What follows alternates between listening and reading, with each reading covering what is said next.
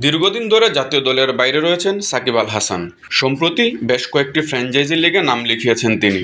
এর মাঝে যুক্তরাষ্ট্রে একটি লিগের উদ্বোধনী অনুষ্ঠানে উপস্থিত হয়েছিলেন বিশ্বসেরা এই ক্রিকেটার, যেখানে তামিম ইকবাল ও মুশফিকুর রহিমের সঙ্গে সম্পর্কের নিয়েও কথা বলেছেন তিনি। জাতীয় দলের সতীর্থদের নিয়ে সাকিব বলেন, অনূর্ধ্ব-19 থেকে আমি তামিম আর মুশফিক ভাইয়ের সাথে খেলেছি। আমরা 20-25 বছর ক্রিকেট খেলেছি, অনেক ঘনিষ্ঠ।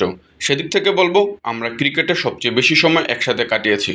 তারও আমার ভালো বন্ধু। প্রায় একই সময় জাতীয় দলে এসেছিলেন মুশফিক, তামিম ও সাকিব। তবে তামিম ও সাকিবের বন্ধুত্ব ছিল চোখে পড়ার মতো। মাঠের বাইরে গলায় গলায় ভাব, আর ময়দানে ছিল পারফরম্যান্সে একজন আরেকজনকে ছাড়িয়ে যাওয়ার লড়াই। অনেকদিন ধরে দুজনের সেই সম্পর্কে ভাটা পড়েছে।